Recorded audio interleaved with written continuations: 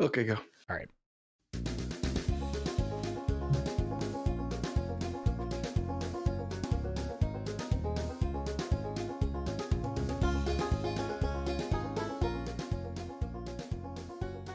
Hello and welcome to this week's episode of the Metacast podcast. That's the podcast that explores itself, explores ourselves, and explores the self in general.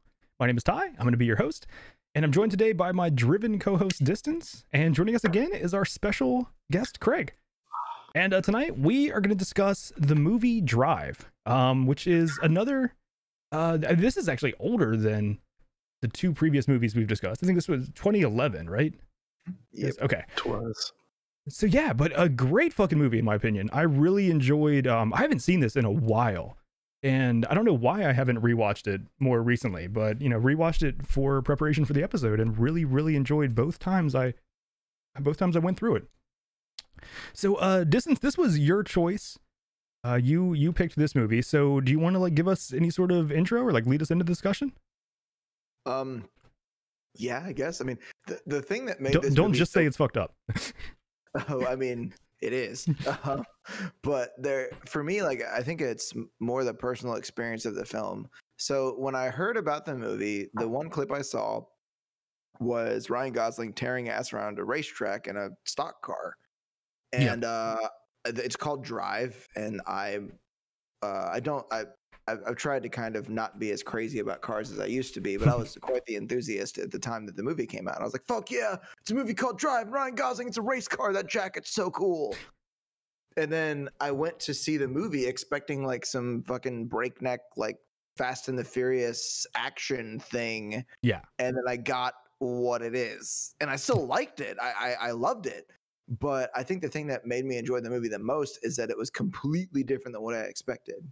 I think that's really interesting you brought that up, because that's one of the first things I have in my notes is the huge distance between how the critics felt about this movie and how audience felt about it.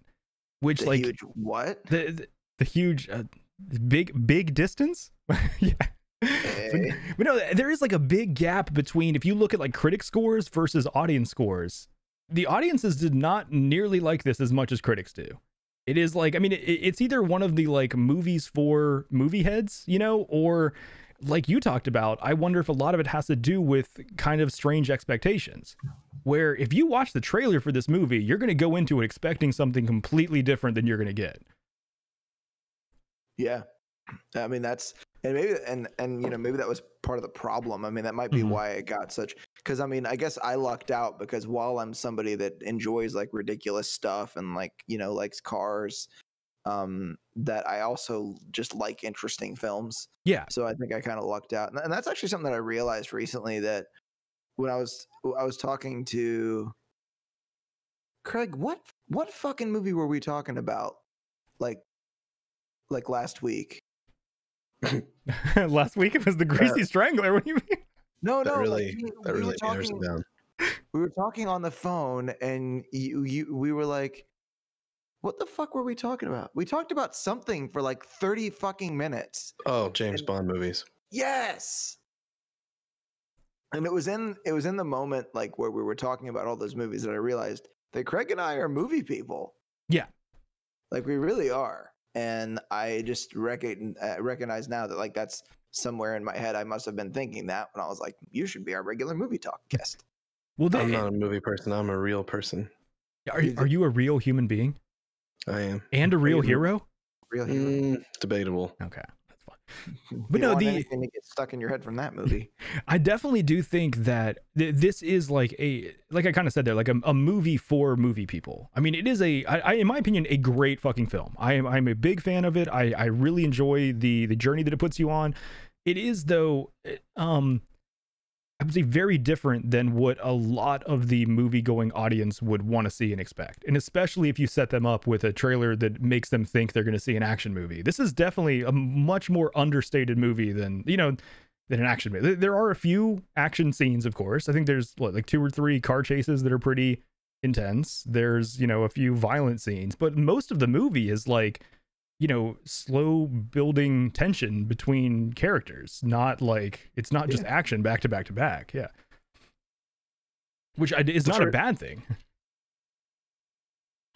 the first time I ever saw this movie, I probably saw it pretty soon after it came out, I believe, probably 2012, 2013.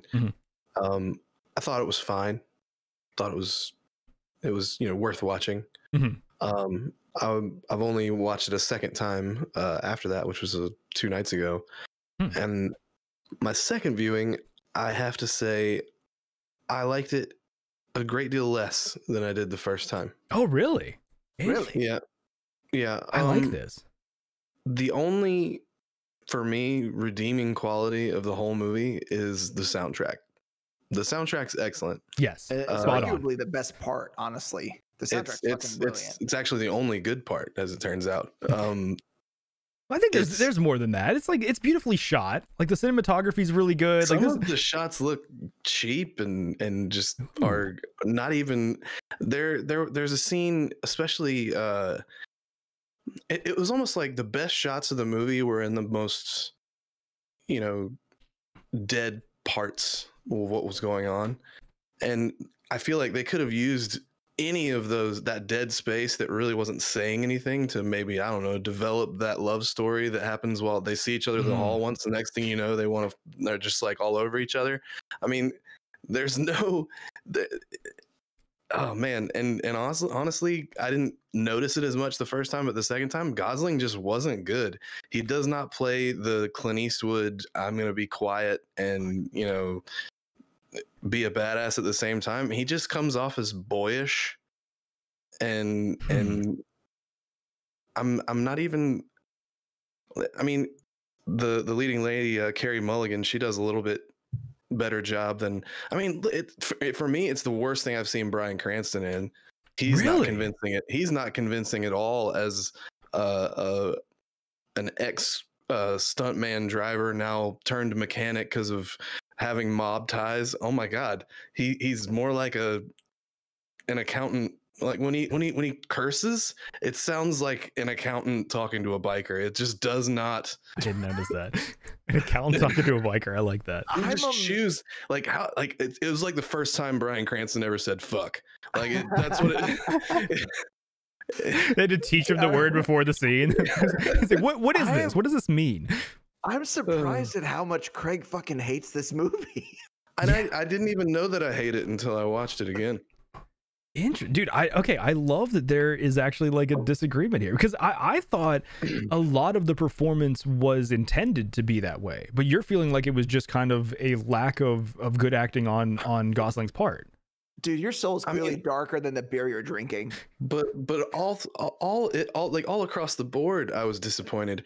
I'm a big fan of Ron Perlman. He wasn't even somehow a role that he was made for. Yeah. He sucked. He sucked at being a sleazeball. He could have been such a better sleazeball. I've seen him be a better sleazeball in other things. He was a great sleazeball. Do not compare him to Clay in Sons of Anarchy. That's Albert. I've never seen Sons of Anarchy, so I can't make that distinction. But the other bad guy, Albert Brooks. You don't think he did well in this? I didn't like him as that character at all. He's like a subdued savage. Yeah, I thought he did great. But he's too goofy. You're like at any minute you're waiting for a punchline. He's just got. He doesn't, and he's not intimidating. The scene where he kills the guy was the weakest killing, like murder scene I've ever seen. Wait, which one? I do agree with that. And then he, hold on. Yeah, which killing though? He goes and washes when he in the restaurant or when he killed Cranston. In the restaurant. The restaurant one is vicious. It's like not even sadistic. Good. I agree though that it felt very like. It's like he was excited that he was going to have to do this. Like you can see it. Like he's got this fork in his hand. He's like, I know what I have to do, and I'm really going to enjoy this. It just I didn't get that at all. Dude, like I'll agree with Craig in that scene. Like, okay, so when I watched this movie, I was very very often when I watch a movie, it's kind of like it's there and it doesn't have 100% of my attention. For this movie, it was like completely dark room. I was glued to the screen. Like I watched this movie with a sense of empathy that I don't normally have, where I was part of the movie. And a lot of the scenes were very, very like grippingly violent and felt way too real. And that scene to me, the killing of the dude in the restaurant, felt really off and just not not realistic at all, and just I don't know. That scene to me, I do think was like pretty weak as far as like what could have happened there. I also have an issue with in the second killing where he uses that same razor blade. He washes it in the sink by Yeah, with fucking dish soap. It's hilarious. Wait, are you hearing him? I don't hear him. Uh-oh. Yeah, he stopped talking for a second. Wait, we hear you now. Yeah. Oh, good. Well, yeah. We didn't for a minute. But it's fucking hilarious when he uses dish soap. That's funny. But he doesn't scrub the thing off with anything. I understand not using your hand, but he sticks it under the tap, he pours dish soap on it, and then he pulls it out and it's clean? No way. Get out of here. What are you doing? At least oh my god, of all the unrealistic shit in this Yeah. fucking movie, that's what he's it just about. really stood out to me that moment. I can Because see that. Does anyone know who Blanche is? yeah, the redhead. Yeah, but That's well, I think was it Christina Harris? That's Joan from Mad Men. Okay. I've never seen Mad Men. Arguably the most beautiful redhead that no god created. I've never seen Mad Men. It's an interesting way of putting that. I'm definitely not saying that she's not pretty. She was great for the role. She was better in her role than any of the main actors were, I felt like. I don't know, man. I think Gosling did a great job. The only line in the whole movie where it made me go, "Wow, good job, Ryan Gosling," was when he asked the kid if he wants him to hold onto that bullet for him. That was a convincing scene. Okay, but yeah. the dialogue before and after it just seemed so forced and bad and just shoehorned in. Like Well, that's one thing that I think I've seen this brought up multiple places online. I don't agree with it, but I think it's an interesting interpretation. A lot of people feel like Ryan Gosling's character is on the spectrum somewhere. That he's between like autistic or like Asperger's or like some sort of ASD diagnosis, I guess. Like that may be, but if that were the case and that was something you were trying to convey in the film, you should probably have made us aware as an audience about it. And it could have been subtle. It could have been, leaving a doctor's appointment or I mean, it may not even be intended, or if it is intended, maybe the character's not even diagnosed. But I'm just saying that feeling you get of his awkward social interactions, where many of the lines are just kind of not the way that most people would respond in that social situation. It's just like I don't know if it's that he doesn't read the situation as well as others, or that he just doesn't choose to be as verbose as most people would be. But that's a nice idea, but it seems like a cheap excuse for bad acting. Wow, like he's like a real goddamn movie critic right now, meaning I disagree with everything he fucking says. No, it's like okay. So I know that one of the points that you made was like that they're soaking up all this fucking time where they could be developing this love story, but the whole fucking point of the love story is that it's stupid. They're being dumb. There are a couple infatuated dipshits that barely know fucking anything about each other. The whole point of Ryan Gosling's character is that he's barely developed. You don't know his fucking name. You never know his name. No one says his name the entire film. The driver, yeah. In the credits, it's driver. But that's that is not at all what I got from the love story. What I got was that like it was what he wanted but couldn't have. Like I don't know if it was stupid. Or that they were being dumb. Like, or at least that's not what I got. Not to mention, you never know like why the fuck he's such a goddamn savage. Yeah, I think a lot of like to me like the first scene in the diner where the guy recognized him and what does he say? Shut up or I'll kick your teeth down your throat and do it for you or something like that. Yeah, right. Like that's the first moment of aggression you see from this very mellow character, and then you suddenly realize, wait a second, there's something else about this dude. And the idea that guy in the diner would be intimidated by Ryan Gosling saying that the way Ryan Gosling said it is just hilarious to me. Do you know how tall he is? No. Ryan Gosling? He's like 6'4", isn't he? He's at least 6'2". He was sitting down in the scene. Yeah, but that was like he's 6 foot even. Never that mind, was someone that he had worked with. But that's someone that he's not that tall. Yeah. But that's someone that he had worked with in the past. So it's someone that at least like he knows his character some, knows that he's just this like Right. very quiet, and we're reserved meant to dude. believe that somehow Ryan Gosling is a badass, and I'm just not convinced. Well, I mean, he did flatten another human being's skull with his sneaker without fucking thinking about it, right after kissing a bitch in slow motion in a fucking elevator. Yeah, let's talk about that scene. I have notes on that one as well. Yeah, I like that scene. Jesus. But this is gonna ruin our friendship. Like, I don't. So do you in that scene? Years a waste. In that scene, do you guys think the kiss actually happened? What do you mean? Do we think it actually happened? What the fuck else would have happened? It's not Vanilla Sky. Well, I know. I was wondering. Okay, the way that I read that scene, like, which is a much better movie, by the way. Fuck off, Craig. What I was wondering was in that scene, like, so like the driver is our storyteller for most of it. He's in like almost every scene. Every scene is kind of shot from like his perspective. Like he's kind of telling us what's happening. So in that scene, he recognizes the dude that was sent there, obviously for either him or Irene, and sees the guy's gun through the front of his jacket and decides that he's going to kill this person. I got problems with that too, by the way. That's the only problem I have with that scene. What part of you would see the gun and instead of like your initial reaction being to like, you know, address the threat is like you turn around, turn your back completely to them and start kissing someone? I thought that was like in his head what he wanted to do, and then what really happened was what was afterwards. That's how I read that scene. But I mean, I could see how you could, yeah, like where they do the thing where like in the like a I forget, there's a couple movies where they do it where like it's a scene where it's someone in an office and one of the coworkers is being an asshole, and then all of a sudden that person grabs their coworker and slams their head against the table 5 or 6 times. Yes. And then all of a sudden it goes back to where, and then they're like, oh yeah, yes, I'll get these copies made for you. And how that part of it was in like slow motion with a soundtrack and everything. Like the lighting was different. But I mean, the way that I read this scene is that what I was thinking was that he was like, you know what?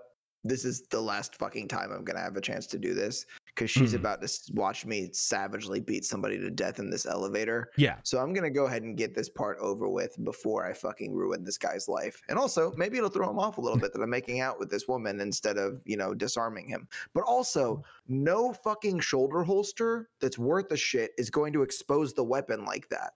That's the thing that bothered me the most about that. Gotcha. A good shoulder holster, it's going to be way back where if you're wearing a blazer or a jacket, no one will be able to see it or discern it.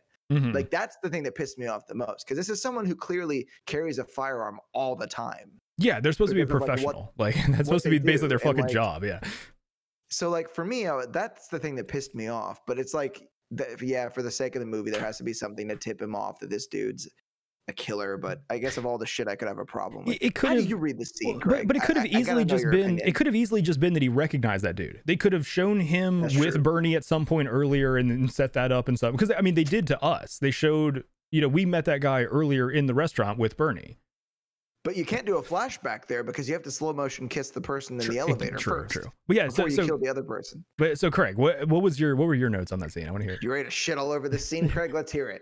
If you're certain that you're in an elevator with someone that wants to harm you or your friend, and your plan is to, well, harm or kill them, are you going to take the time to make out with the girl whose husband you just got killed right beforehand, or are you going to be worried enough to go ahead and figure out what you're going to do about this dude with a gun?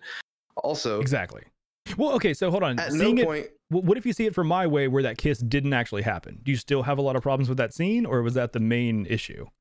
I hadn't thought about that until you said it, and the more I think about it, that would make more sense. But again, there is no indication in that scene that that's what's going on, other than, I mean, I'm pretty sure the frame stays on Ryan Gosling after he gets done kissing the girl and turns and starts beating the shit out of the dude. But if I remember correctly, there's 3 big differences though. It goes slow motion, the lighting changes, and the soundtrack completely changes. All for that brief moment where he's kissing her, and then it goes straight back to full speed motion. And like, you are right that the camera doesn't cut, but yeah, I might be giving myself a little too much credit. But if I didn't even consider that while watching it, did the director did a good job of conveying that, if that's what he wanted to convey? Obviously not. point of that would be the editor's fault, not the director. Yeah. They can't direct the actor to act in slow motion.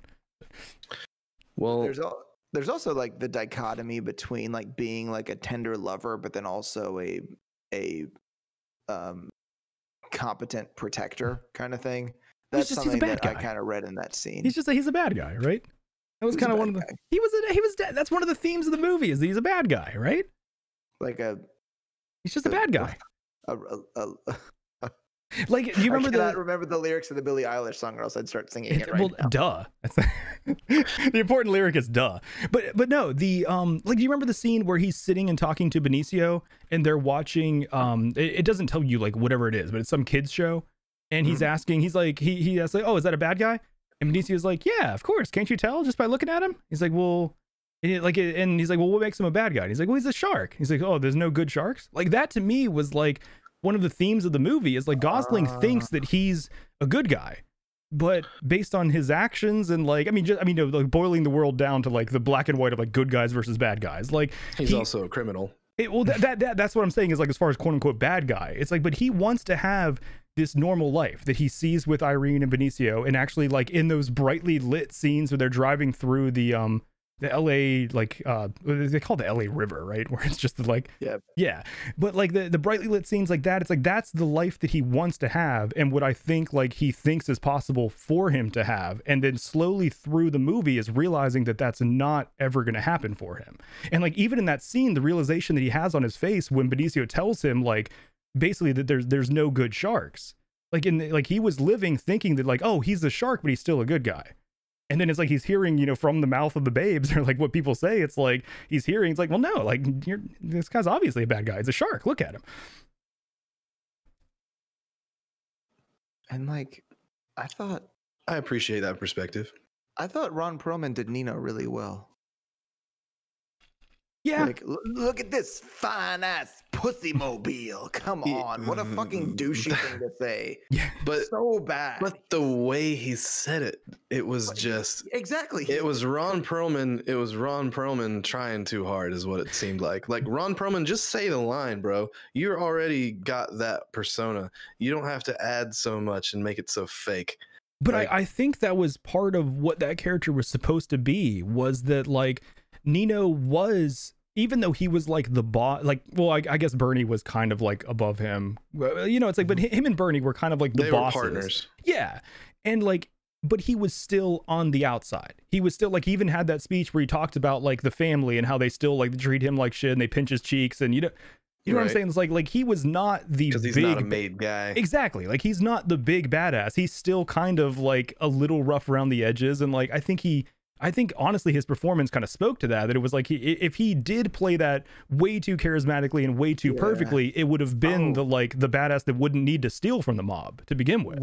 One thing I noticed in two different scenes. Did you notice the beautiful mannequin women? The beautiful mannequin women? No. The scene where he goes into the dressing room in the strip club and smashes that guy's hand with a hammer. Yeah, yeah. The strippers in the background are stone dead. The only thing they do is blink. I forget some review. If you were naked and sitting in a room and somebody came in with a hammer, I think it started beating the shit out of somebody. What would you move at all? Later, I wouldn't. Then later, when for no reason the driver goes and gets his costume from the movie for no reason and puts it on for no reason, and then walks up to the guy's place in that for no reason. What's not for no reason? The window for no reason. The scene where Nino's like collapsed over, like laughing. There's another woman there, another beautiful woman who's standing completely still. Well, first of all, hold on. That's not for no reason. They knew what he looked like, right? Like he couldn't just walk up there as himself. Well, yeah, but it's like I don't really. Right. I mean, was he walking up there to figure out like if he was in there? Because you could do that from a distance. But I'm also really glad that you brought that up, Mike, because the real reason he put the mask on, motherfucker. I'm just not gonna make a sour face this time.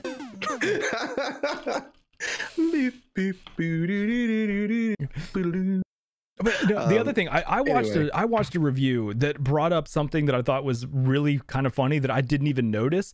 That scene that you talked about in the strip club dressing room, whatever. Like, I wish I could give credit to whoever YouTube viewer said this, but he was like, "I'm watching a scene full of like attractive topless women, and I can't take my eyes off the two main actors in the room." Like, I didn't even notice there were like naked women in the background. I was watching like the drama that was going on between him with the hammer and the other guy. Like, yeah, I noticed. Yeah, I mean, of course you did. I've seen this movie like 30 times, maybe more than that, and it was over 30 times before I actually noticed anything in the background of that shot. Gotcha. So The real reason he put the mask on as early as he did, for what you say, no reason, is because Ryan Gosling's best acting of the whole movie was when he had the mask on. It was the only time he was convincing.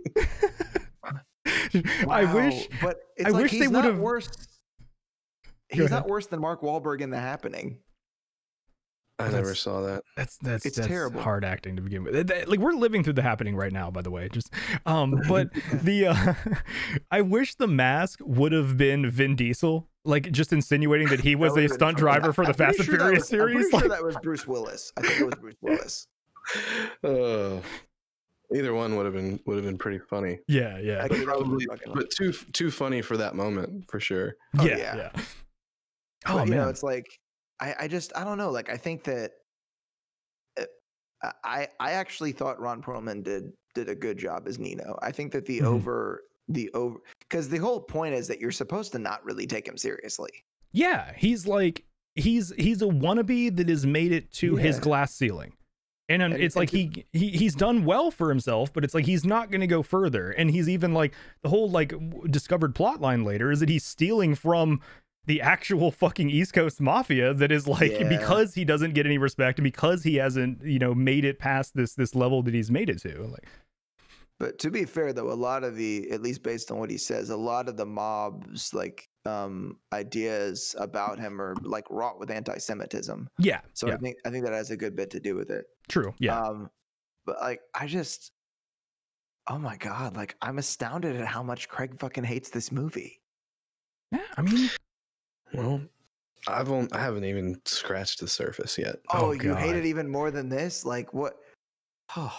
So okay, I do want to ask about. So there's two discussions that I guess one of them is just kind of like one short interchange, but like two parts of dialogue in the movie that I thought really encapsulated that idea of Gosling struggling, the driver, struggling with his concept of himself and where his future was and what was actually possible for his life, but also the moment where he first meets Bernie on the racetrack and he goes to shake his hand, like Bernie has his hand on, he looks at his hand, he goes, my hands are a little dirty. And Bernie's like, oh, it's okay, kid, so are mine. And then they end up shaking hands. I love that it's like Bernie's character knew who he was. Knew that he pretty like on the nose. Yeah, that he was like, I mean, knew that like, my hands are really dirty. And like, but Ryan Gosling's character, I think like even just the way they worded my hands are kind of dirty. It's like he still has that hope that that's not really who he was. It is just like, you know, he drives in the movies part-time and he drives, you know, at night part-time, but it doesn't make him who he is. Where I think if you talk to most people, like your actions do dictate who you are. It's a little nicer take. I am underneath. Yeah. But what I do that defines me. It's a little nicer take than what I had. I heard him say my hands are a little dirty, and I went, ugh. Really? You didn't like that line? But the idea of my hands are a little dirty and his hands are very dirty, that's not bad. At least it's not just dirty hands mean bad guy. Murr. Yeah. But I mean, I do think like you are right that it's like it is on the nose. But I think a lot of like, I mean, even the conversation with Benicio that I talked about was super on the nose. When you're asking like, oh, is he a bad guy? It's like, oh, of course, just look at him. Like I've always been a huge fan of the idea of a story where like the protagonist is a quote unquote bad guy. I like when they do that. When I mean, the Sopranos did that. Breaking Bad does that. There's a lot of things that do that where like you are on. Don't forget You. Yeah, You. Exactly. Yeah, that's a great example too. Yeah. That's one of the. Or did you just mean me? No, not you. Like you, like Dan from Gossip Girl. I'm just making sure we're on the same page. Yeah. What are you talking about? You never watched You? Mm-mm. Ooh. Well, you'll fucking hate it because it's good. Oh. It's a decent series where the protagonist does some very what most people would consider bad things. But that whole idea, yeah, but that whole idea of like kind of turning your expectations of a character on their head by like, you know, this is what society would consider a bad guy, but we're going to make him the main part of the story and he's going to be the protagonist and you're going to be on his side. I think that when that's done well, I think it's a cool idea. Yeah, well, and you know, like after the fucking pretentious artsy fartsy like act I did for Gracie Strangler, I feel really fucking lazy about this movie for how many times I've seen it. And I was just like, oh, it's just a kid and a guy sitting on the couch talking about cartoons. It's a shark. I think. I wonder if it was. I kind of wonder if it was Finding Nemo. I assumed it was Finding Nemo, but I don't think the actual like what you could hear of it, I don't think matched with any of Finding Nemo. But I do like when did Finding Nemo come out? Was it even out in 2011? Oh yeah, that came out when we were in high school. Okay, all right, I don't remember. It was out a while before, but either that or shortly after.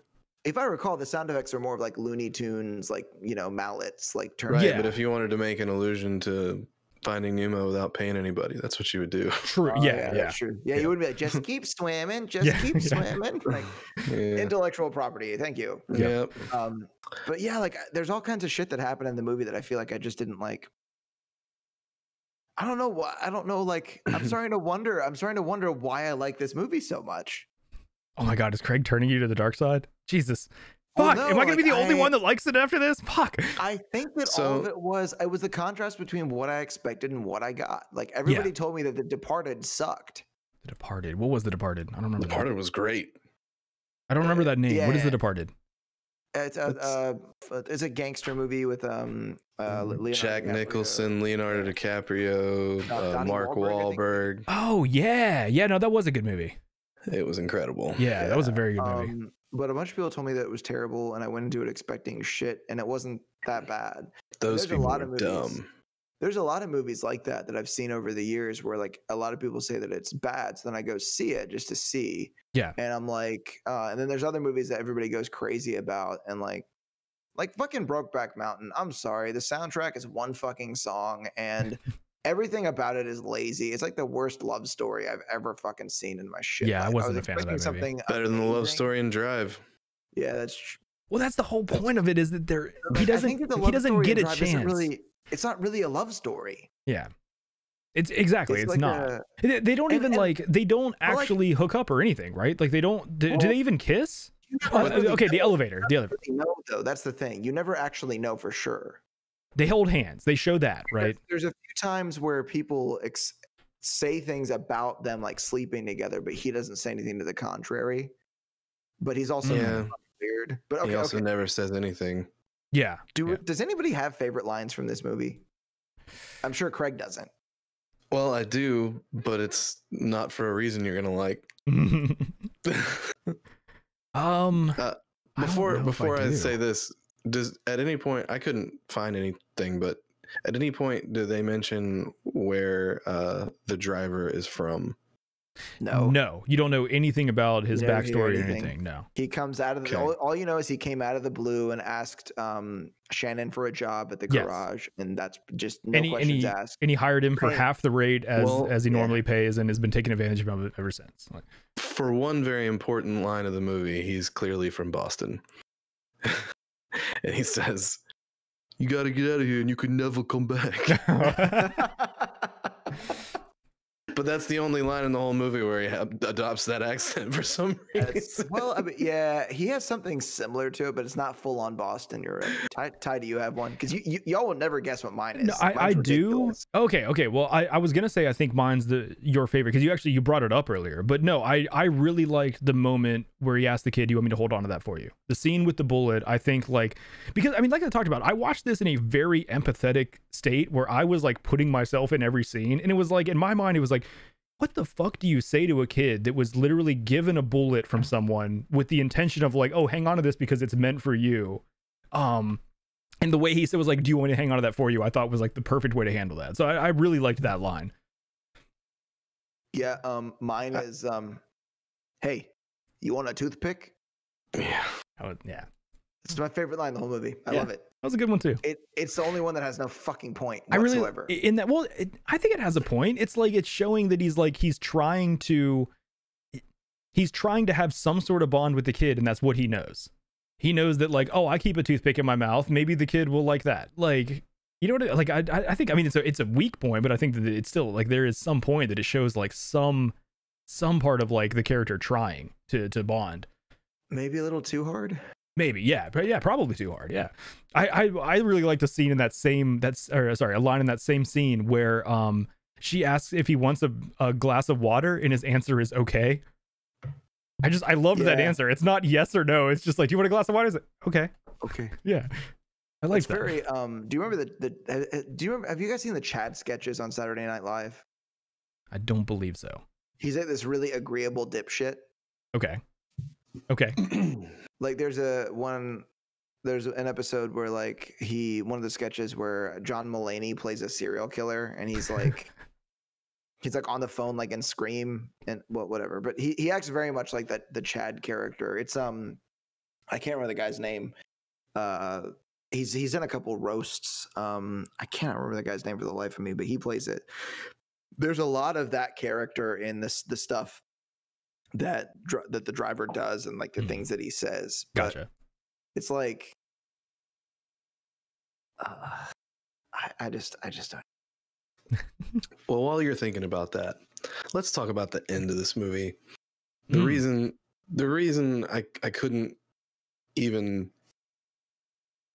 stand myself was the end of this movie. So he leaves the cash for somehow like save his character, I guess. Oh, well, look, he's selfless. He's leaving the cash.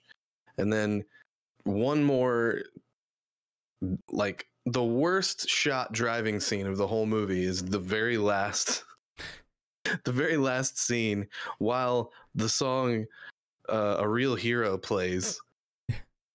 He left the money. He's a real hero. Here's one more bad driving shot, and then the movie just ends.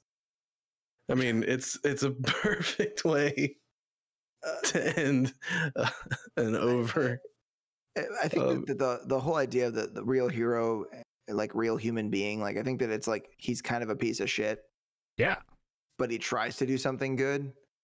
Yeah. And I don't know, like I don't really know what an objectively good camera work looks like, or like what an objectively good shot is. I don't understand enough about cinematography. It looks like the first car chase. The establishing shot that was done very, very well. There's like there's an incredibly subtle thing that they do during that most people don't even fucking notice. The car doesn't, or the camera doesn't leave the car. You never see an exterior shot during that entire first car chase. No, I agree that one's good. That's true. But the last scene is terrible. That's fair. Yeah. Well, yeah. I guess I didn't really notice that they really do never show an external shot. But it's cool because I like how real that beginning part is, because it's not some like epic like flipping cars shit, like, you know, jumping off of a car carrier like it's a ramp kind of lunacy. It's just a dude trying to blend in. Well, I like that it was clever. Yeah. It was a clever chase scene. I liked it. And I think it does a lot for his character development to show just how careful and meticulous he is. Like, I mean, even like the establishing shots in the very beginning of him, like the map on the table that he's drawn out, his route and everything, like he puts a lot of work into what he does. I'm sneaking out, sorry. Oh, you're fine. Dude, honestly, like, I feel Why bad. does he have to do it with that face? I don't know. He looked like a goblin. I honestly the amount of attention that I paid to this, I feel like I missed something in the ending, because I thought he died. I really I don't remember I thought okay, so I watched it twice. Walk me through okay, he walks out to the car with Albert Brooks's character Bernie, and they stab each other, and then but he gets into the car and drives off. He leaves the cash. Okay. Presumably to, hey, I'm a good guy after all, which I thought, if you're morally flexible on hitting women and working with the mob, why leave the money? But anyway, he never worked with the mob, right? He was trying to break his ties from that. Well, his whole deal was he wanted to be a race car driver, and his buddy was getting money from a mobster who he knew was a mobster for him, when in his life he had his pelvis broken by the same mob. Yeah. You know, and obviously they're all in bed together. I mean, it's not, there's no way Mr. I can hide behind cop cars in a car chase and get away. That kind of clever doesn't know that this guy's connected. You know what I mean? But that, I think that speaks to the naivete. What is the right word there? Naivete of his character. That he thought that he's only dipping his toe in this world. He's not really that person. You know what I mean? It's like that to me was like, I might be reading too much into it because I tend to do like the overthinking thing. But it's like that to me was but no, that to me was the character, that it was like he felt like he was only part-time in this world, and that didn't make him who he was, or that didn't say anything about him, where the truth was like you're saying, it's like, no, you're obviously in this. Like right. you can't just claim like you can't play stupid, or you can't claim ignorant. Like, no, this is who you are. Yeah. But again, I would have liked the movie better, I think, if he would have, you know, accepted himself as the bad guy, kept the money, took off, you know. But instead, we were talking about the end. Yeah, no, there's the worst knife fight ever. Yeah. Which starts with Bernie walking him out to his car. He's told him the money's in the car. He keeps his back turned to Bernie the whole time. You know he's gonna stab you. Yeah. You can easily overpower this clearly older and out of shape man. Why didn't you just kick his ass? Yeah. But anyway, I mean, get yourself stabbed. Maybe you'll feel better about your character. I don't know. Well, I mean, like Bernie told him in the scene before that, there is no getting out. Like, I mean, like I forget how he worded it to him, but it's like, for the rest of your life, you're going to be looking over your shoulder. Like you poked the bear really big time on this. You can play stupid and be like, oh, I was just the driver, I didn't know what was going on. But either way, it's like you were part of this. There are people that are going to be coming for you, no matter what. But wouldn't you rather be looking over your shoulder with $1 million than without it? Yeah, I suppose definitely so. Yes. Yeah. I think. Yeah. But yeah, the very last moments of the movie, he's driving. You're right. No, I do remember that now. Yeah. Yeah. There is one thing that we didn't really talk about Bernie when he kills, what's the guy's name? Cook, the dude he kills in Nino's restaurant. Yeah. Yeah.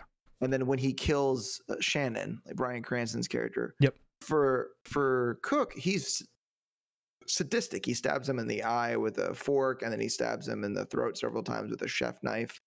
But with Shannon, he shakes his hand, cuts his wrist like all the way down from his elbow to his hand. Mm-hmm. And he's very much like, oh, that's it. There's no pain. That's all. Well, they knew each other for years. Because the thing he says to the driver about Shannon not having good luck, like, yeah, he has a soft spot for Shannon, right? His version of feeling bad for him is killing him without pain. Yeah. That's true. Well, I think, I mean, like what he said to the driver, I think he knows that anyone that's involved with that was going to be dealing with repercussions. That honestly was Shannon's probably easiest out, was a death that was actually pain-free versus like the guys that would have come from him from the mob. How would they have treated him? He probably would have gotten beaten first and then killed, like, rather than, you know, a quick death that probably didn't have a lot of pain. We haven't talked about Irene very much, and we haven't talked about Standard very much. Can we not act like Irene's completely innocent, because she's not? Well, she's see that's part. I wonder. I would love to see like if there was a sequel of this movie that was the events from Irene's perspective, and what did she actually know, what did she not, like the whole, like when he questions her about why Standard got beat up, or like what, you know, it's like she either didn't know what was going on or was playing dumb. It seemed to me like they were trying to convey she was playing dumb, but I could be wrong. See, I wasn't sure. I didn't read that very well at all. I mean, that actually would be a pretty cool idea, to do like another film from her perspective. But God, at least get new actors. But I mean, I'm not actually. I think the best casting was Standard. Dude, Oscar Isaac is amazing in everything. Holy shit. He was 100% the best acting job on the movie. I think the movie that I'm picking for my next pick is an Oscar Isaac movie. I don't know if you guys have seen Let's it. do it. Okay. Well, wasn't he in Annihilation? Didn't he play the husband of oh my God, the leading person in? I think so. Was that Julia Roberts? Mm. Oh my God, who's the leading person? No, Portman, Natalie Portman. Yeah, Portman. Right? Yeah, I'm pretty sure Oscar Isaac played her like husband that like I'm lost his not shit inside the thing. sure. But he's a great actor, but I think he was cast very well for that role. But when I say that Irene's not completely innocent, I mean her husband's in prison, Yeah. and she knows exactly where this whole thing with this other guy's going. Like she knows that there's some kind of romantic interest there, and she's entertaining it anyway. You know, and look, I'm not saying that like if I had a partner that was in prison that I wouldn't be doing the same shit. I certainly fucking would. But it's also like it's like a week before he gets out. It's not like he's got years left. You know what I mean? Like it's note to Distance's future boyfriends: don't go to jail. He's not gonna wait for you. So one of two things have to happen. One, I have to date a guy. Two, he has to go to prison. That's pretty much that. We can set that up pretty easily. Well, dude, are you kidding? The boys love me. They do. I'll make you a Grindr profile. But I will say, he has one. Yeah, what makes you think I don't? And on there, they call me Distance. But I will say that casting Carey Mulligan for Irene was a good idea because she is a pretty unassuming kind of person. Like the way that she like looks and kind of carries herself, that sort of type is very like unassuming. So it kind of makes you sort of think like, you know, that she's like just this sort of, I don't know, not bystander, but like an innocent actor in the whole thing. Yeah. Which that's what made me think about that. Well, like from if you think of the shots that when you think of the scenes where you know what she knows, there is a chance that like from her perspective, she meets this guy, thinks he's really nice, and then turns out he's a fucking serial killer. If she knows nothing about what's going on, that scene in the elevator is terrifying. If she had no idea that this guy was like coming to kill them or anything, all of a sudden she's in an elevator with this guy she likes and he just turns to a random dude and smashes his head in. I was actually going to bring that up earlier. She handles that right. For somebody that didn't know shit. She handled that awfully well. Yeah. Well, look at how she backed out of the elevator and looked at him. And that was the last time she sees him. Like, but it was also like super calm. Like, oh my God, I can't believe you did that. Like, it wasn't like you killed someone. It was, it wasn't very nice. It was like the same reaction to your partner calling you a bitch. Right. She's like, oh, I'm outraged. Off I go. It's like, wait, what? Well, I think it just murder. Guys, I got it. I just realized it was like as bad as she could have handled it without ruining the pacing and feeling of the movie. Because like if she just started freaking out and screaming like that's very out of character for that movie. Like for it to be just like a slow established shot of her like looking completely shocked was. But yeah, I mean you are right though. She I need to rewatch cried. I guarantee she did later. I mean, dude, shock doesn't let you cry. If you are in shock, you're not going to be crying. Yeah, like there's times where you'll express anger in a situation because of like what's necessary there, and it might actually hit you later, and you might like cry a little bit. I guess I'm just never shocked because I'm always crying. I love you so much. On that note, I'm finishing this entire beer. Which actually, that's the thing. The reason why I had to duck out for a minute is because I drank that beer a lot faster than I anticipated because I realized that one of my best friends ever has terrible taste in movies. That's not true. He likes The Greasy Strangler and he hates hold on. Yeah. Hold on. What's going on here? Yeah, whatever. They can't all be 2D telescope beauties. I just can't even. So yeah, because to maybe me, if Ryan Gosling's dick would have been a pool cue, it would have been a good movie. I think that's what you look for in movies. Yeah. Yep. So I got to know, Craig. Then if you were to give this, 1 through 10 rating, what would you? Where would it land for you? 1 through 10? Yeah. Why don't you do 1 through 5 like every other fucking movie rating anything ever? No, everything's in 10s. What are you talking about? Or even hundreds. We did 1 through 5 the first time I was on one of these. Oh fuck! Well, do you think consistency is what I do around here? In America, we can't do anything metric. There can't be anything in 10s. All right, I want a 1 through 100 rating. Then it's getting even better. I want to die. Percentage.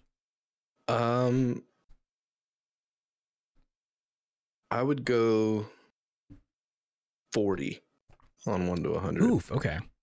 So that would equate to a 4 out of 10 or a 2 out of 5. Okay.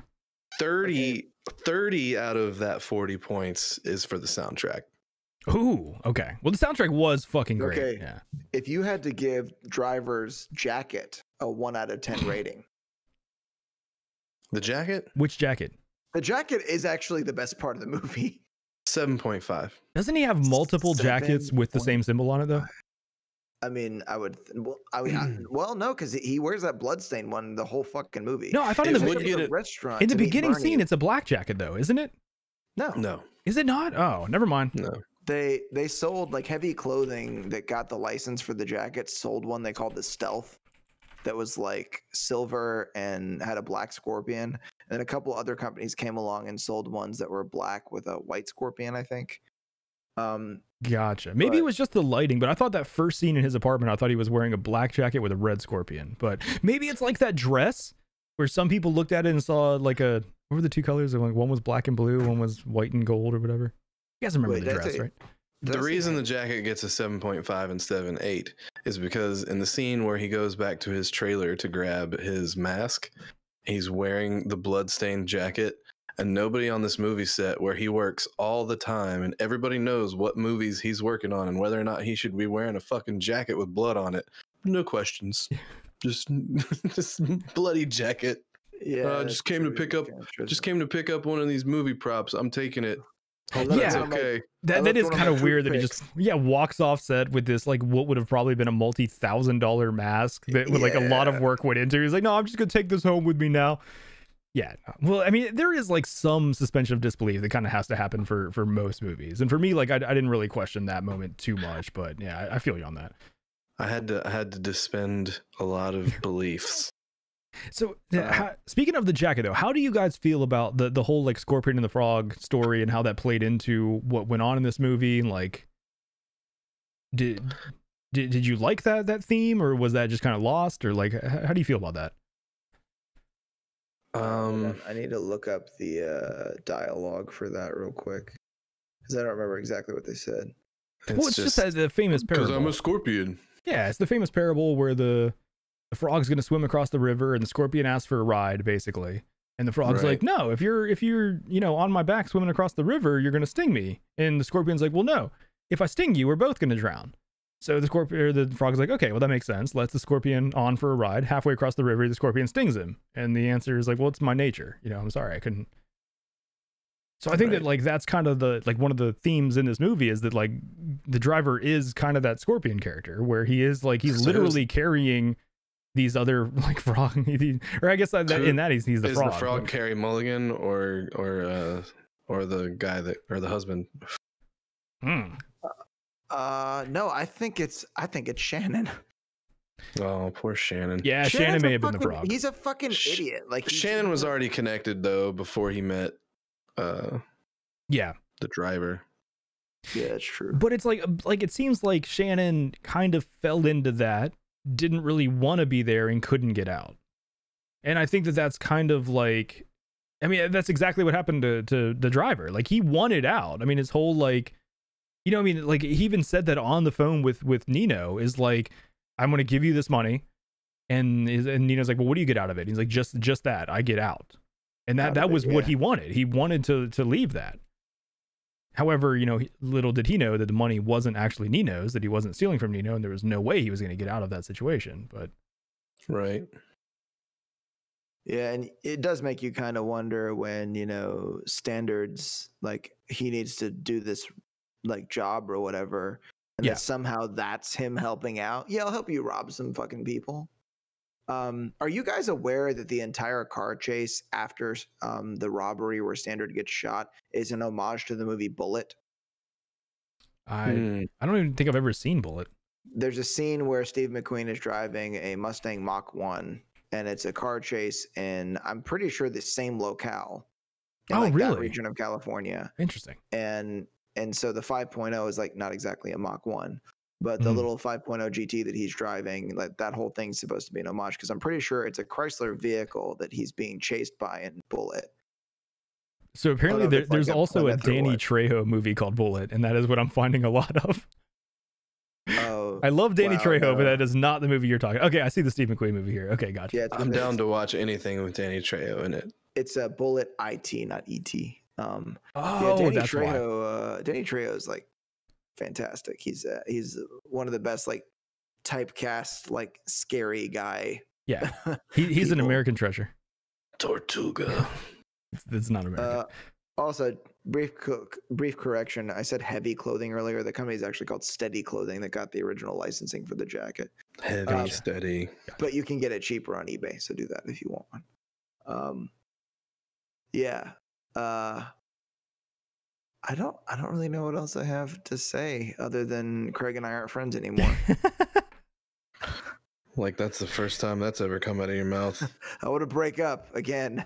I am surprised you didn't like it, but I mean, all of your reasons are like well founded. It's not like, you know, you weren't just like, oh, I was bored. Like you can definitely, you know, you're definitely standing behind like what you're saying. But at the same time, like it is interesting to me though that so many of the things you didn't like about it are things that I liked about it and read a different way. It was like, you know, like you read Gosling's acting as bad. I read it as like good acting of an awkward character. And it's like, I wonder, like, I don't know, you know, exactly like what the reality was, but you know, like maybe you're just a more positive human being than I am. I don't know about that. I'm trying to be. I'm definitely trying to be, but I was trying to say it with a straight face. You know, I think that the thing about the film I think that appealed the most to me in 2011 when I first saw it, because like that's where I'm going back to. I saw it in the theater. Gotcha. Is I think the 80s stylized thing that they're doing with the font and the colors and the soundtrack. The soundtrack and the jacket. Like I think that that's something that I really liked about it. I think that might actually be it. But didn't you kind of feel like the movie wasn't set in the 80s? The only thing 80s about the movie is the songs that were modern songs that are, you know, like made in a synthwave kind of feel. The movie doesn't take place in the 80s. There's nothing blatantly 80s about anything in the movie, really, other than like the font of the credits and the music. Yeah, like, see, I fucking hate the 80s.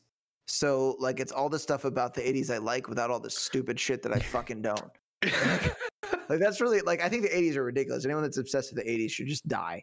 There's a lot of good music in the 80s. DeLoreans are slow. Pontiac Fieros catch on fire. Dude, DeLoreans are awesome, though. Don't you dare say DeLoreans go to the future. They do. At exactly 88 miles per hour. And the past. Which I'm pretty sure no DeLorean actually can go 88. I think they all top out at 85. And then you just got to be on a downhill, dude. Come on. Well, you have to get a flux capacitor. Exactly. Obviously. 1.21 gigawatts. That's right. Yeah. It's like the prefix giga was so fucking foreign that they called it a gigawatt and nobody fucking knew. Dude, speaking of nobody fucking knew, has anyone seen the creepy ass scene at the very end of Back to the Future 3 that they somehow left in the final cut? Okay, no. I watched the trilogy of these movies recently and I forgot all about this fucking scene. At the very, okay, so the end of Back to the Future, spoiler alert for a 30 fucking year old movie. At the very end of Back to the Future 3, do you remember how Doc comes back on the train and he's like got his whole family? Yeah.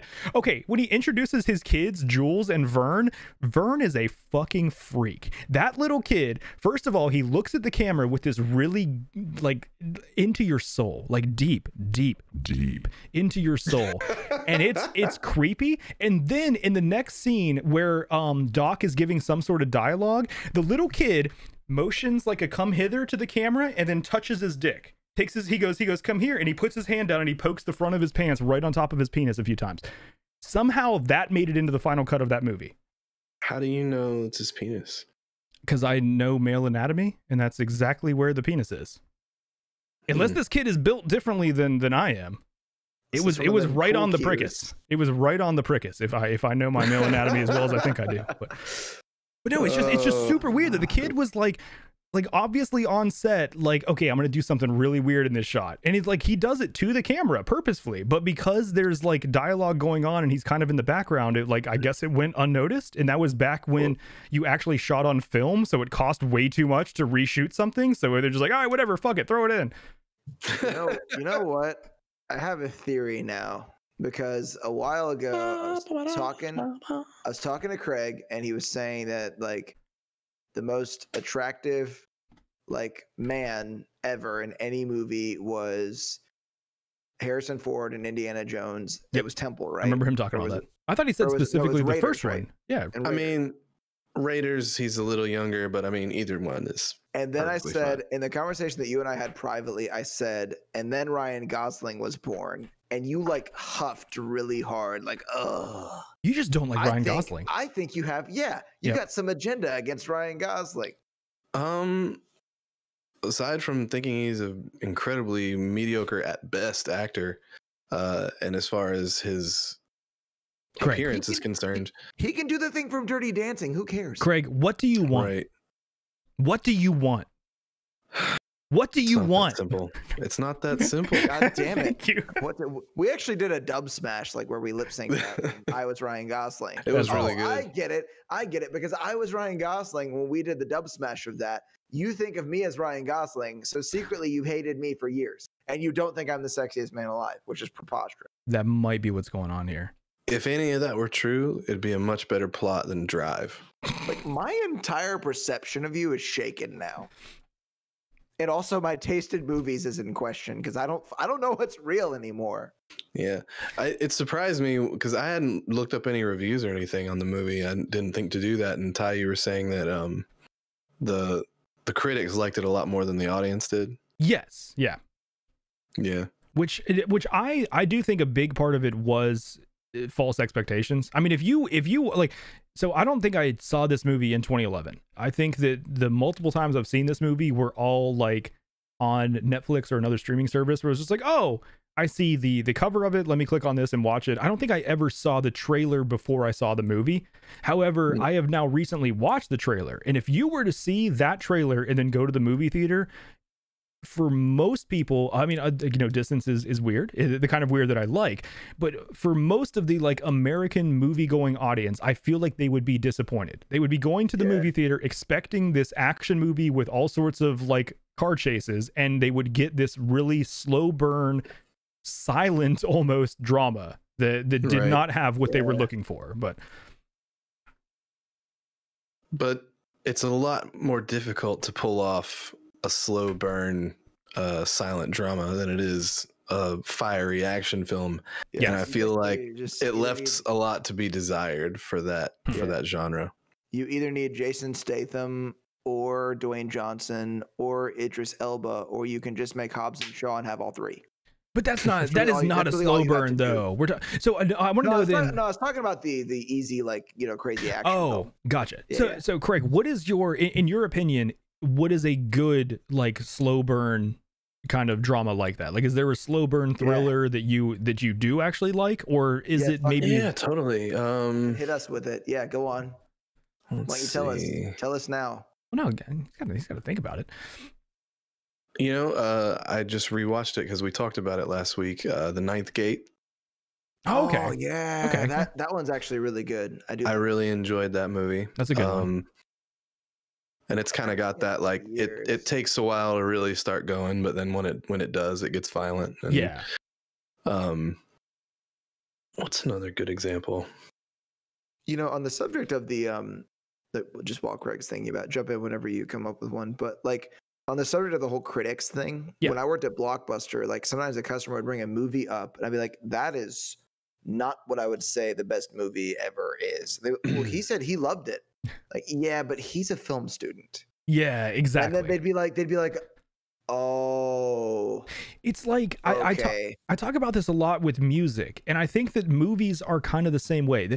Like if I were to tell you, or like say music for musicians, the type of band I'm talking about. Like, I mean, like think of like Between the Buried and Me or Periphery or stuff that it's like a lot of people that want simple music are not gonna like. They don't have like A lot of songs don't even have a solid 4/4 that you can nod your head to. It's more like, yeah, and I feel like there's a lot of movies that are like that too. They're kind of like, all right, this movie is for film students. So this movie is for movie buffs. It's not going to appeal to a mass audience, but the people that do like it are probably going to fucking love it.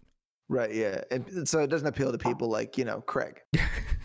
For instance. See, I think what it is, we need the copy and paste of the Rick and Morty fan stuff, but about Drive. It's just like Craig doesn't get it. You need a really high IQ to appreciate Drive, and nah, man. I just want to see some fucking explosions. I want to see some titties, and there better be somebody drinking beer. And why did I put sunglasses on for this? I should have grabbed a hat. I have no idea. I want Antonio Banderas in leather walking away from an explosion like it ain't happening. I want like a PBR trucker hat. If Craig doesn't have a PBR trucker hat, I'm gonna be very disappointed. I'm pretty sure he has at least a trucker hat. He's a musician, for God's sake. There's a hilarious oh, go ahead. Can we put whatever the fuck he's gonna put on in the thumbnail, please? I can try to, yeah. Well, I'll have him put it back on for our caption for the thumbnail. Oh, you're not getting it. What did you got a trucker hat?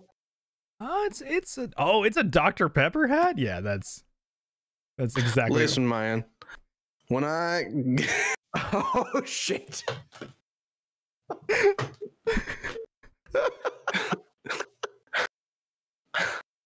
I don't know.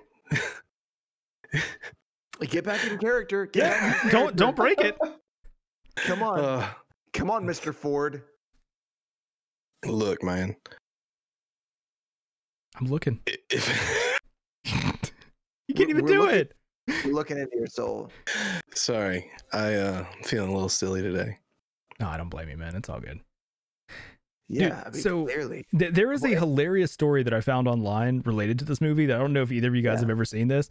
So as much as you can claim that, any random story online is true, but there is the like, why would someone just go on the internet and lie? Of course it's true, right? Like anyone that talks on the, like, they're obviously telling a true story. But this person claims that this is true, but he's like, okay, so he's a decent looking guy, has a pretty good job. He doesn't have any friends and he's single because of his job. He works third shift, watches Drive for the first time ever, changes his life. He wants to be the driver, gets his haircut just like the dude, just like Driver, starts wearing all the clothes like Driver. No scorpion jacket because I'm not autistic. He actually says that. Which, funny shade thrown at distance, but he literally says that. Then it says, start behaving like Driver, quiet but cool. Buys brand new 2011 Mustang GT 5.0 because Driver drove one. He starts eating at this little diner every night. The staff remembers me, always sits in the same spot.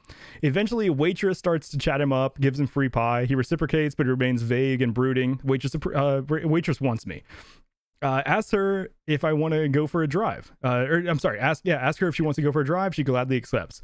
Cruise the night listening to the Drive soundtrack. Drop her off at her apartment. Ask if she wants to, or she asks if I want to come inside for coffee. Oh, fuck yes. Play it cool and brood with a simple, yeah, we fuck. Waitress and I start dating. Keep up my driver stick. She introduces me to her friends. They think I'm cool as fuck. Some of her dude friends start wearing skinny jeans and white t-shirts like me. Holy fuck. One night, they sit down and they're about to watch some Netflix. She starts going through movies and finds Drive. Oh, shit. She stops on it. Looks, have you seen this yet? Shit. Play it cool, man. What would Driver do? Brood for a second? Nah, it's not really my thing. We ended up watching Bridesmaids. Still dating today, and she has no idea I've been pretending to be Ryan Gosling for 4.5 years. I thought that was fucking funny. Well, I think that the value that I've gotten from this talk is that it's possible to not like the movie. Yeah, of course. People call this movie a cult film, and yes. I understand what cult film actually means. It's because you're part of a cult. I'm in some weird brainwashed group of people that like swear up and down that this is like a fantastic movie. Like my friend Jessica actually watched this, and her reaction to this movie, and this was like years ago, maybe 3 or 4 years ago, her reaction to this movie was the same as our reaction to Greasy Strangler. Oh, really? She hated it? Or excruciating to watch. Okay. And like she just thought it was terrible. She said it was like, but I was just like, well, you don't really watch a lot of movies. Like, your other favorite movie is 10 Things I Hate About You. So like, just out of curiosity, especially thinking of like the way scenes are shot and stuff like that. Yeah. Have you guys both seen the most recent Joker movie? Yes, Joaquin we Phoenix. actually we saw that talked about together it. and did our first movie discussion review Yeah. episode was on the Joker. Yeah, What was your consensus that you both liked it? I loved it. Yeah, Yeah, brilliant. So many people talked so much shit about that movie, and I took a really long time to see it, but I finally watched it a couple weeks ago, and I absolutely loved it. yeah, I thought it was very, very well done. The way it was shot, incredible. Joaquin Phoenix was unbelievable. And I look back at like some of these things people were saying about how it sucked, and I'm like, how? Wait, did I say I liked it? It was actually terrible, and all the shots were bad. Shut up. No. His acting was hacky.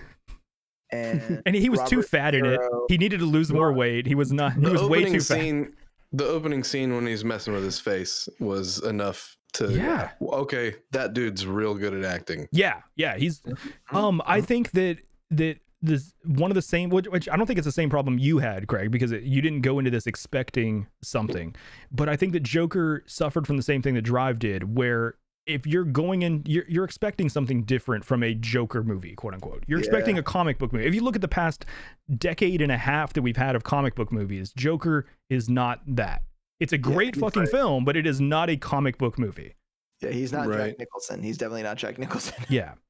Well, and as much as I love the Marvel movies, but for a character that doesn't need a fucking origin. However, they did that really well, I would say too, though. But like for the way that like for how much I love Marvel movies, I think that they've kind of like ruined our expectation of what a comic book movie is. Because like you can have this type of movie like Joker that is a real film set in what just so happens to be a comic book universe.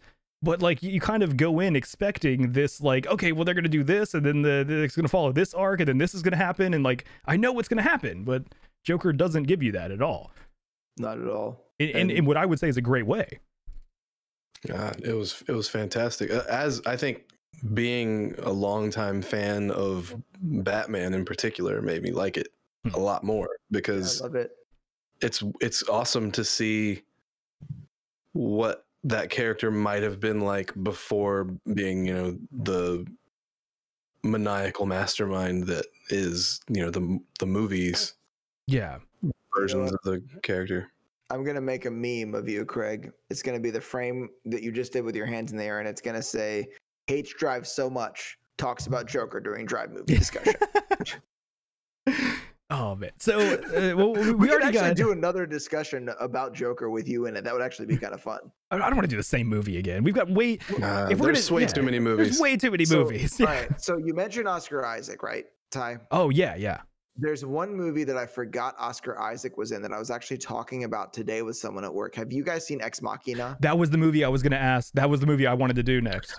I haven't seen it, but I'd love to watch it. Do you guys want to do a movie talk? Because I have a weird story to tell about what happened after I watched that movie. Well, yeah, that's the movie if I'm next week, that was the movie I was going to pick, or if I'm next episode. I don't know when we're. I think you are. We can do it next week. Ty, I'm tired of doing fucking research. I just want to watch movies. Like I just want to do this. Are we going to shift gears to just a movie discussion podcast? I'm down with that. I mean, for like a little while. Okay, like, why don't we just decide to be a different podcast every year for the rest of our existence? We didn't even finish the first year yet. We're close. I think we're 5 weeks out. Oh shit. Or something like that. We're at week 47.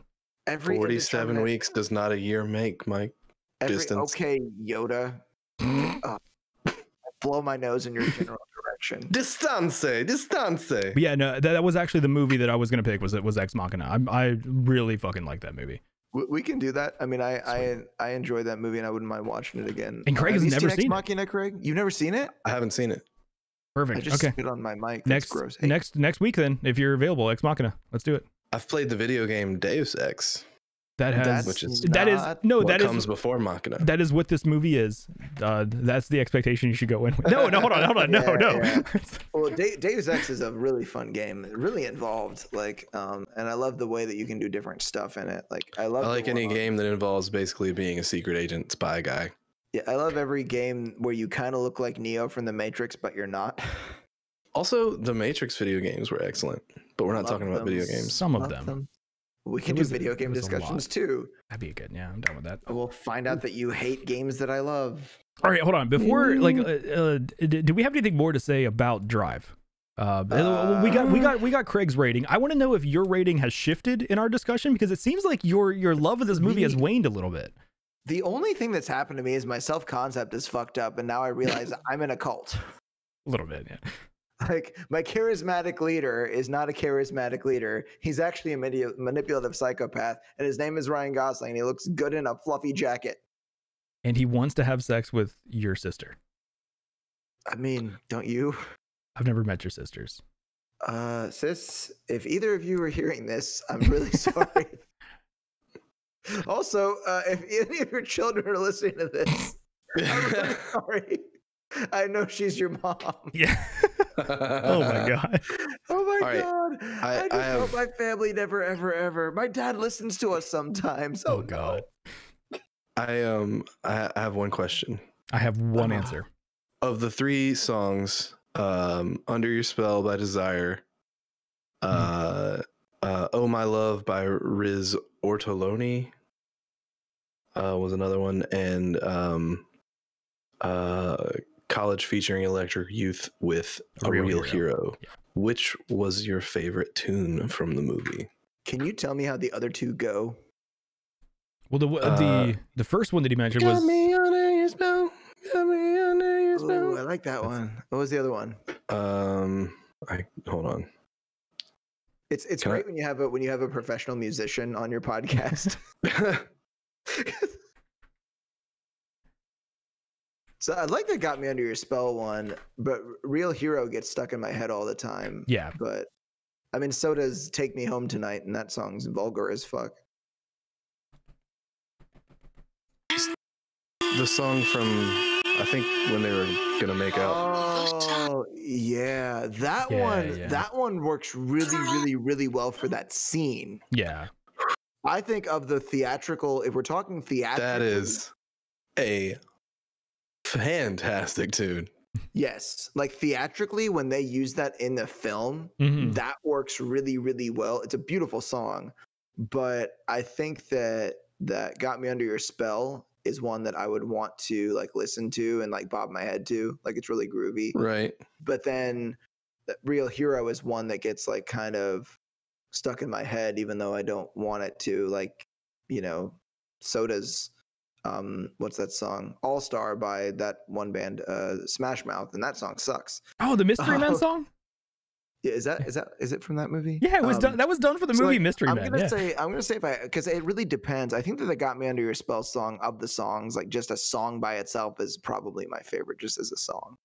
Okay. Ty? A Real Hero. I actually really dig that song. I'm a big fan. Yeah. I love the other 2, and they're obviously the 80s tunes that are and they're great. But when that started playing, when Oh My Love started playing, I had to pause the movie and like listen to the actual song on like I was so, oh my god. And the more I listen to it, that vocal performance is just stupid good. Like that woman has so much control over her vocal cords. It is ungodly. Like the quality, the warmth, the support. Like it's a really, really, really good vocal sound. I agree. But that's the type of song that I have to be in a specific mood for to appreciate. For sure. Yeah. For sure. But quintessentially, like for the film, Real Hero is really that's the main theme of the film. Right. But that doesn't necessarily make it the best song. And I wonder, like, just like we talked about on the Attraction episode, I wonder if right now is that my quick answer for favorite because of repetition or familiarity with it. I just heard it a bunch of times repeated and it's in my head. Like, but if I were to just listen to the soundtrack, I'm not sure. I'm really not sure. Something to be said for that. It's so funny how you misremember things. I remember there being at least one M83 song in this soundtrack, but it's just because they have that kind of sound. M83 sounds like that. Yeah, like it's crazy that there's not. Right? Actually, our good friend that the one that took the photo that we're probably gonna end up using in the thumbnail for the YouTube video. Yeah. And the one that also really enjoyed this movie, that like we had a couple movie nights just watching this together, that was my roommate. He actually loves M83. And I wonder if that has anything to do with why he likes the movie. He gave me an M83 CD. And also, along those same lines, Long Wave. You ever heard Long Wave? I have not. No. If you guys like that stuff from this movie, you'd probably dig Long Wave. Have you guys heard there's a group called Miami Nights. Yes, I have heard of They're them, like yeah. a really good, like kind of like whatever you call it, new retro wave or whatever. Yeah. Or not, no, there's Miami Nights 1984 is who I'm thinking of. Who's that other group? Oh, the Midnight. They're called the Midnight. I have heard of them, yeah. They actually played a while ago in the area. So okay. Well, Craig hates Drive. I'm in a cult, and hold on. Did you give us your too far into things? Did you give us your final rating though? I remember you talked about like you realize you're in a cult, but like has your rating shifted, or do you still like put this super high? I would have given the movie. Wait, what fucked up scale am I using right now? This week we're going with 0 to 100 percentage.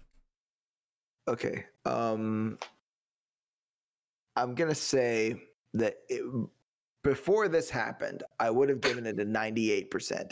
Wow. Okay. But like now, there's like some things that stop rolling your eyes at me. I hate you people. With friends like this, it's. I feel like I'm a victim of this podcast episode. This one, I feel like it has crushed my spirit. This was actually like this was an intervention for your Drive addiction. It's like, look, man, you've seen Drive to Me. Don't pull out sexy bass guitar, you fucking jackass. Okay, no, I'm gonna say that after this, I realized that there are some things about the film that I may have succumbed to as a bit of a cult member. I was under the spell. See what I did there? And now I'm gonna give it an 85. Wow, that was. I was gonna say 85 for my rating, but now, god damn it, I don't want to give the same number as you. Mine's gonna be like an 86.2. Yeah. But no, that's integers only. Can we use decimals? No one fucking told us that. It's like it's okay. Mine is like 15 times pi. It's an infinite decibel. It's not a decimal, Jesus. But no. I mean, seriously, I'm in the same boat, somewhere around like an 85. I really enjoyed it. It's not. It's also like, you know me. It is not my type of movie at all. You know what I mean? Like, it is like, I'm not a car guy. I'm not like, well, I mean, I guess, there is enough car content in this, but it's not really a car movie. No, but you know what I'm saying? But like, it is like, it's definitely not my type of movie, but for something that is outside of my wheelhouse, I did very much enjoy it. It is very interesting to talk to someone that had a very, I think a great nuanced opinion that was very different than mine, that didn't like it, and rather than just saying like, oh, it sucked, I was bored, like had really good things to say about it. Yeah, I enjoyed like the conversation. The beginning of this was like hearing your best friend tell you that he hates ice cream. That's what this was like for me. I was like, what? Ice cream's fucking disgusting. And then your other best friend is like, ice cream's fine. What do you mean? Hold on. Which one of us said it's fine? I gave it an 85. Ty gave it a higher rating than you did. Yeah, true. No, yeah. Because that's because he didn't want to give it the same exact rating as me. I don't know. Okay, what is 15 times pi? If you guys liked it equally, it's like I would have expected him to say chocolate, but he said vanilla. That's kind of more if I had to use the ice cream metaphor or comparison still. Fair enough. It's like I expect him to say vanilla, but he said chocolate, because I would have expected him to say chocolate, but he said vanilla. Like I wasn't really expecting him to. I didn't really know, honestly. Like this is one of those movies where like I had no idea what you guys were gonna say about it. I just knew that I loved it. And here's the thing: I didn't like hate my time watching the movie. Yeah. Again, I love the soundtrack. It's fantastic. Some of the scenes are really nice. A lot of them made me go, ugh. But a lot of the acting was, again, and just my uneducated opinion, I'm not, I've never taken an acting class in my life and I can't do it myself, but wasn't for me. Well, but at the same time, you don't need to take an acting class to have your opinion on bad acting. Because I mean, in all reality, all you gotta watch Shooter one time and you'll know what bad acting looks like. Well, but like in all reality, acting is just supposed to be them convincing you that this scene could be real. And if you didn't feel that, if you didn't feel immersed or anything, then to you that was bad acting. Like if it wasn't landing for you, then yeah, that's. I don't think it takes like an educated opinion to come up with that. Like I think it's just your personal opinion, your experience. So what I'm going to do, I am going to watch Drive tomorrow with this new lens that I'm looking through right now. Okay. And then I am going to make a 3-minute review of the film, and I'm going to send it to both of you based on my new lens. Okay. And then, so we're gonna meet back. You guys are both available next week for Ex Machina. Are you guys down? I don't see any reason why not.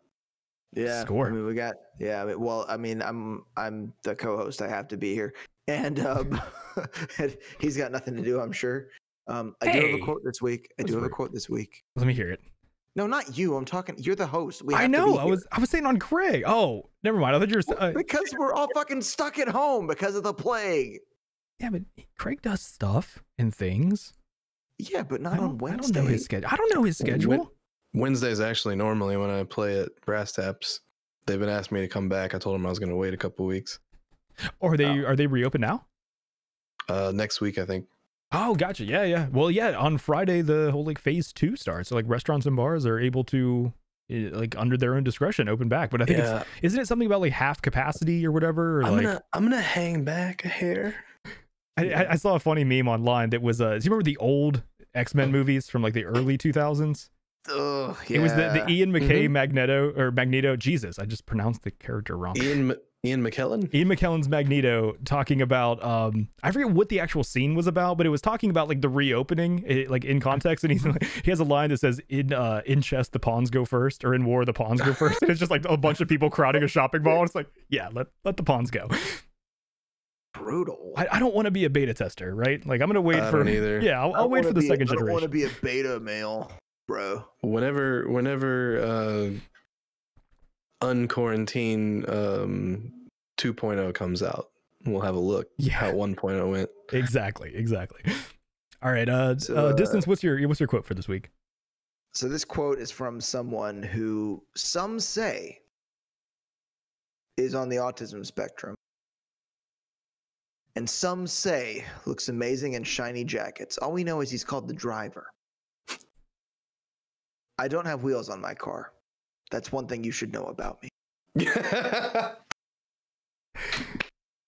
We have reached the end of another episode of the Metacast podcast. If you guys are watching this on YouTube and you've enjoyed the conversation, please hit the like button, subscribe to keep up to date with our show, and comment below and let us know what you thought about the movie.